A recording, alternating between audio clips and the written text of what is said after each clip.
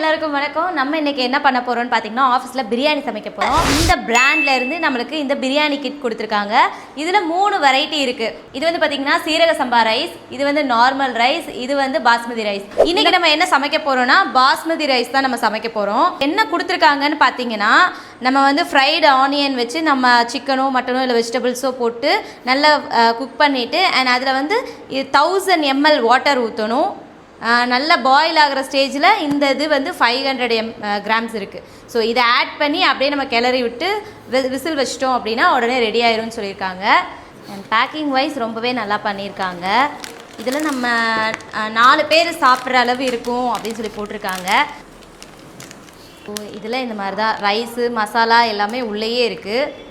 சிக்கனை ஆல்ரெடி நம்ம வாஷ் பண்ணி வச்சுருக்கோம். ஆனியன் வந்து கட் பண்ணி வச்சுருக்கோம். ஸோ இதை ஃப்ரை பண்ணிவிட்டு நம்ம அப்படியே தண்ணி ஆட் பண்ணி சாப்பாடு வச்சிடலாம். ஸோ கொஞ்சோன்னு ஆயில் போட்டுக்கலாம், கொஞ்சம் கீ சேர்த்துக்கலாம். இதில் கீலாம் சொல்லலை, பட் நம்மளோட ஃப்ளேவருக்காக கொஞ்சம் ஆட் பண்ணிக்கலாம். இப்போ வந்து ஆயில் ஹீட் ஆகிடுச்சு, வெங்காயம் போட்டுக்கலாம், நல்லா அப்படியே வதக்கி விட்டுக்கலாம்.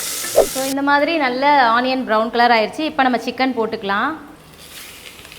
இதில் வந்து நம்ம கொஞ்சம் 1/2 கிலோ கிட்ட சிக்கன் போட்டுக்கிறோம். நம்ம இன்னொரு பேக்கெட் செய்யணுன்றதுனால இன்னொரு 1/2 kg அடுத்த ஃப்ளேவருக்காக வச்சுருக்கோம். ஸோ இதில் வந்து 1/2 கிலோவுக்கு 1 லிட்டர் தண்ணி ஊற்றணும்னு சொல்லியிருக்காங்க. நம்ம 1 லிட்டர் தண்ணி ஊற்றிருக்கோம். இப்போ வந்து நல்லா கொதிச்சிருச்சு. இந்த டைமில் நம்ம பேக்கெட்டில் இருக்கிற ரைஸ் வித் மசாலா இதை வந்து நம்ம போட்டுக்கலாம். ஸோ அவ்வளோதான், நல்லா கிளறி விட்டுக்கலாம். குக்கரை க்ளோஸ் பண்ணிடலாம். க்ளோஸ் பண்ணிவிட்டு விசில் போட்டுக்கலாம். ஸோ இப்போ ஒரு 3 விசில் வந்ததும் நம்ம ஓப்பன் பண்ணிடலாம். எப்படி வந்திருக்குன்றத பார்க்கலாம். ஸோ வந்து முடிஞ்சு விசில் போனதுக்கப்புறமா நம்ம வந்து குக்கர் ஓப்பன் பண்ணி பார்க்கலாம் எப்படி இருக்குன்னு.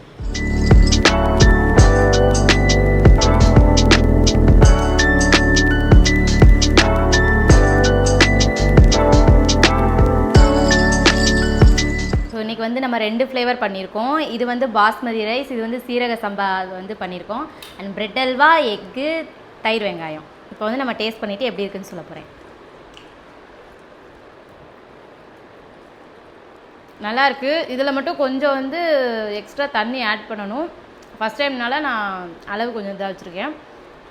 இன்னும் கொஞ்சம் தண்ணி ஊற்றினோம்னா நல்லாயிருக்கும். இதில் வந்து தண்ணியும் கரெக்டாக இருக்குது, உப்பும் கரெக்டாக இருக்குது. ஏன்னா இது அதுக்கு அடுத்து வச்சது. இதில் வந்து கரெக்டான அளவு வச்சுருக்கேன். So taste super.